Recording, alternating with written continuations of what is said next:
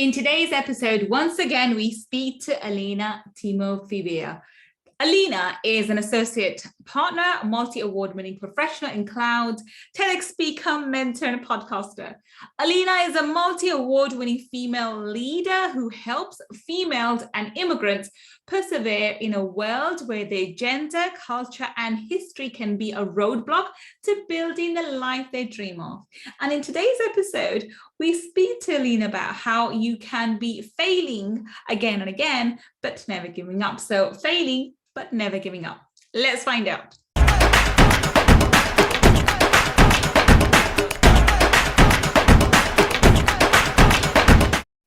Welcome.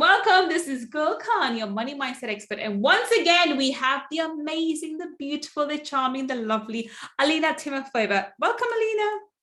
Thank you very much, Gull. You always give me the compliments. Oh, you deserve it. I love the yellow on you, by the way. So for those of you watching YouTube can know you look really pretty in yellow. Okay, Alina, everyone's heard how amazing you are, and I'm sure they remember you from Friday Feature, but once again, tell us in your own words what it is that you do. So I'm an associate partner in Oliver Wyman, a strategic company based in London, but actually a global one. And I help day-to-day big organizations like big banks like HSBC, JP Morgan on their journey to digital transformation, making it in a safe, secure, and cost-effective way. Wonderful.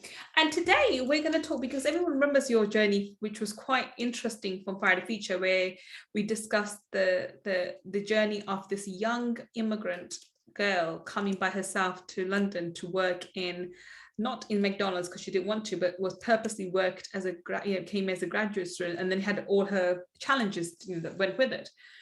But today's topic is all about failing but never giving up. Why is this topic so important to you? Tell us that.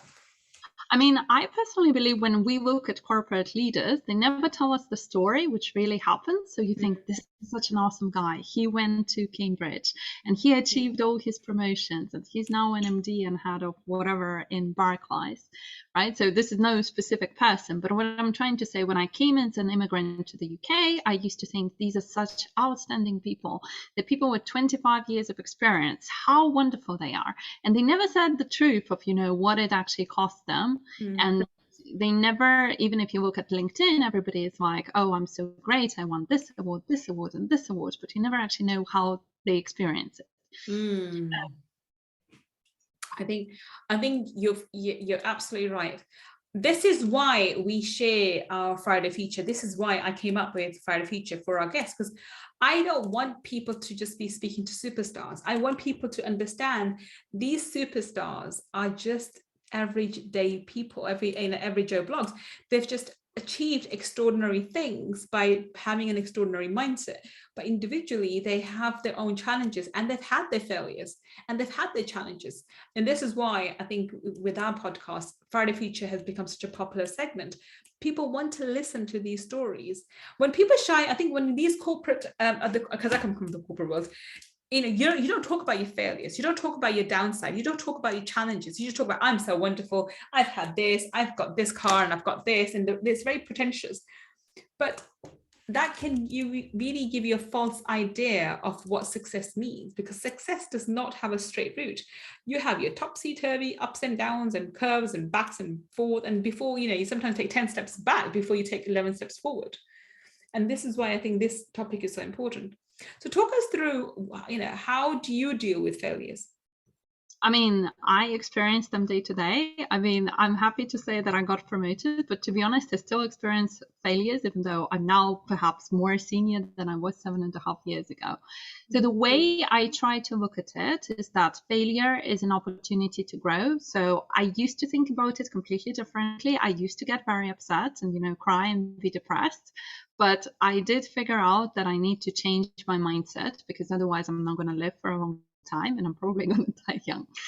So I do think about failure as an opportunity to grow. I do think that outside of that, it would be better if all of us could share the failures in front of the public or in front of our colleagues, so that we as a team or we as a community can grow and learn together. Because when it's these wonderful individuals that have never had a fall in their life, and you look at them and you think about them, it's very hard for for the people like myself, or the people, more junior to myself, to actually deal with our own failures. Whereas if people are open and people want to share their experiences and the learnings and just, how it felt, and perhaps they didn't feel very well, and how they came out of it, it's something which actually motivates and inspires others.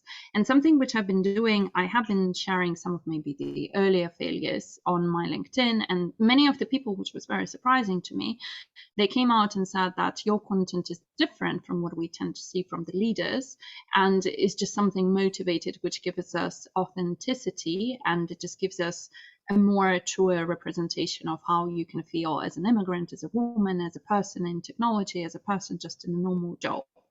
And I do think that it's important to try to A, share them, and B, to see them more as an opportunity to learn and to grow, rather than seeing them as a setback. I think you're absolutely right. We have to share our vulnerability. We have to share the times when we fell, and then we had to get up and dust ourselves and move forward.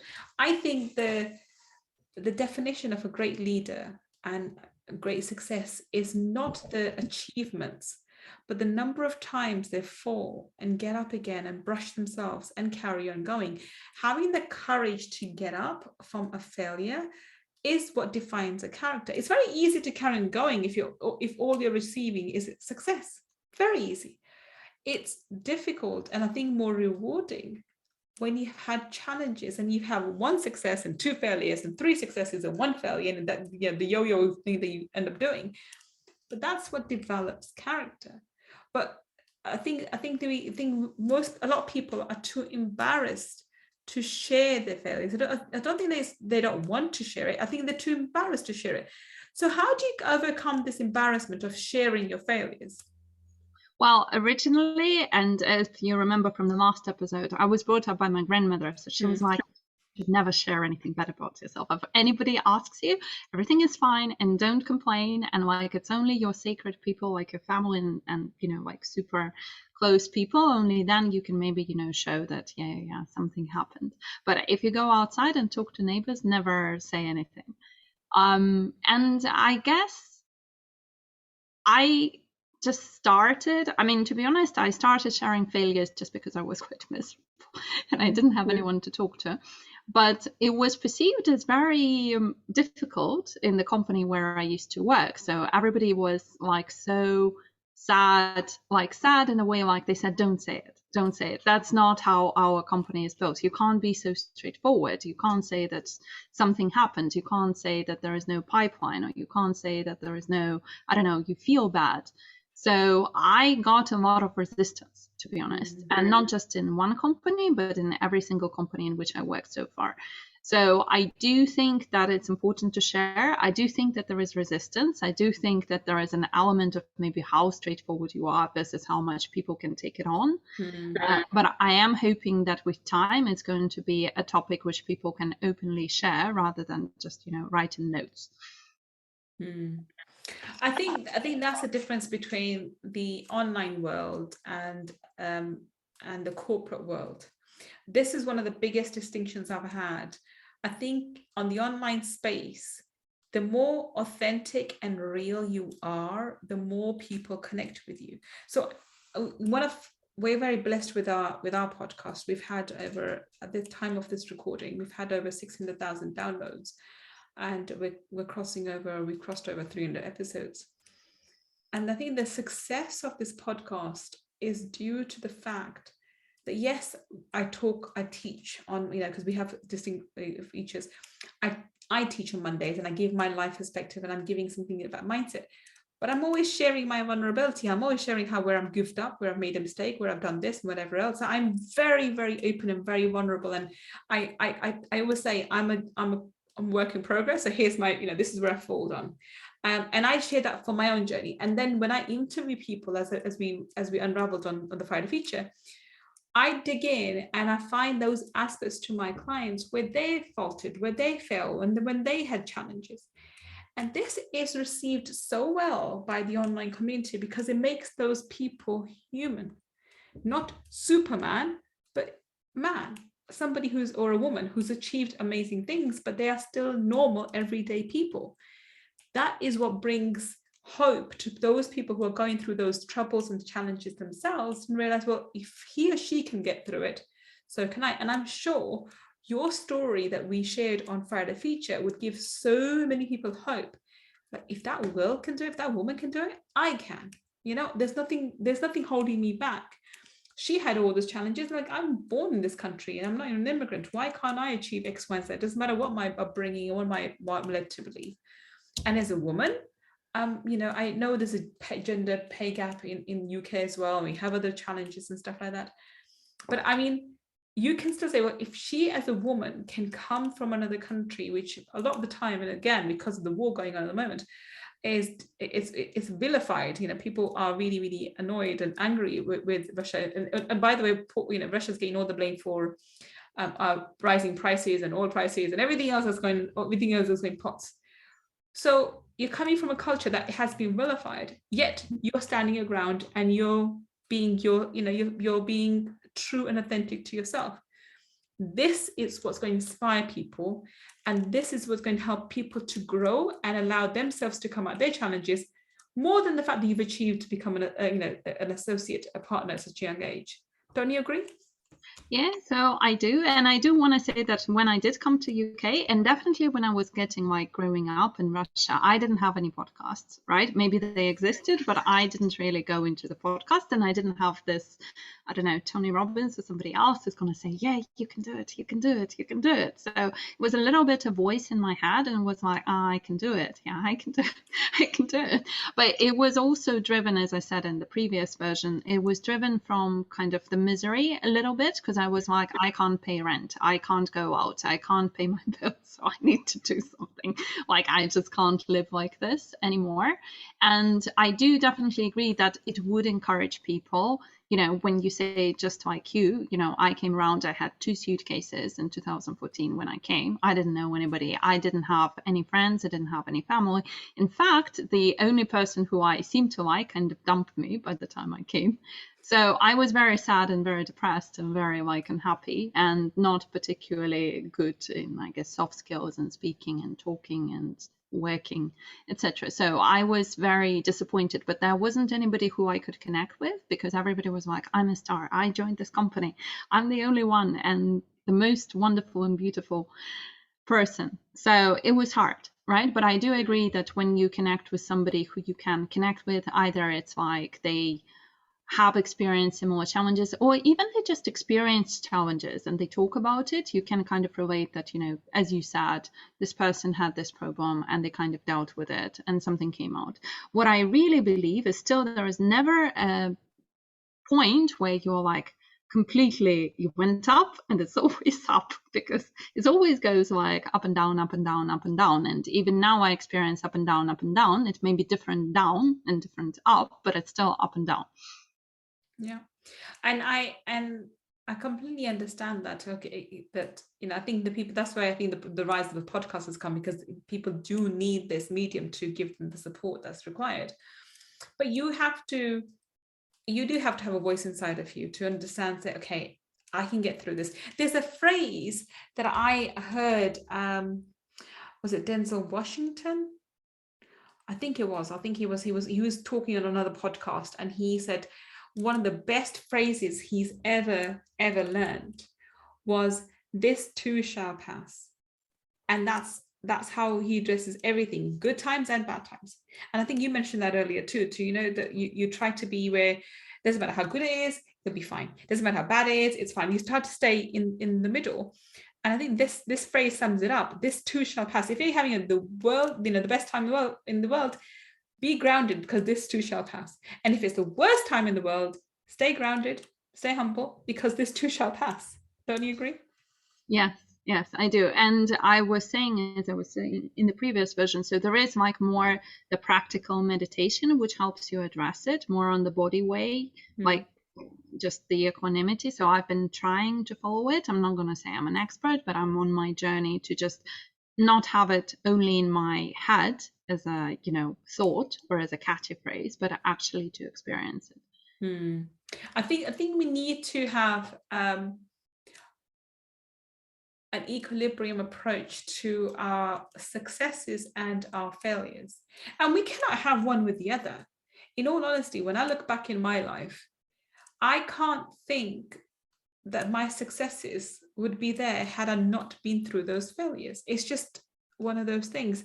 My failures have made me who I am and have developed my character. And because of my character, I have achieved my success. That's the only way that I can think that this is why, the universal energy has put me through that. And I'm very blessed at the moment for my businesses, but one thing my family goes, oh, Gull's very strong. But I think had I not been through those experiences that I have been, I would not be that strong. So when you say that your failures shape your character to become that, to be able to become successful. So I definitely would say that. And I think one of the reasons, like this whole immigrant thing and how I progressed fast is sometimes I feel that if you were born in this country and perhaps you weren't exposed to all these failures and challenges, you are not stressed enough, like as in stressed by life or stressed by the situation. That's why you don't want to go above and beyond to go and achieve something. And what I found very funny is I was doing a TED talk recently, which was about fail but never give up. And some of the commentaries from the people were like, oh, I actually always had it as a privilege because I had the parents and I had the education and I had this and I had this, but I never actually, was grateful for it. And now I see this woman who had so many hurdles, and I actually understand that yes, other people don't get it from birth and they have to fight for it, and only then they become successful at some point in time. Yeah. And I'm glad that you have done your TED talk, because you've highlighted this idea that, because from the outside point of view, if they look upon you, and for those of you on YouTube will understand, but on the podcast, I can say, Lina is very, very pretty. So they look at you and say, oh, this pretty young girl who's come off and she's doing so well, she's lucky. So you would be classified as lucky. That's you. You're just lucky. But what would you say to someone who says, you're just lucky, Alina? Well, to be honest, I used to be told that I'm quite ugly, and they used to be much better than I am. So I have to overcome that as well. Oh, wow. I somehow always had people that, whatever I am, always found something wrong.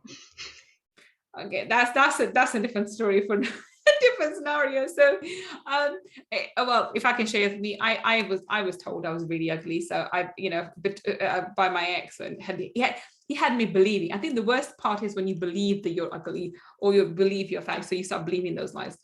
But putting them to one side, now coming from this angle, people look at you and say, well, hang on a minute, you are this beautiful, highly successful woman. You got to complain about. You must have had it, things must have been handed down to you. You've just, all the success has fallen into your lap. How would you respond to that? Well, I probably say, like this picture about the iceberg, but I would probably really talk about some of my stories, which I had, I didn't live with my parents because I don't have parents and I was separated from them. I didn't really have money. I was from an educated family in a very poor avenue of Russia. And as you can see, Russia is not always portrayed great, because when I came to the UK, everybody was asking me, oh, you must be a spy. How about Novichok? How about AK-47?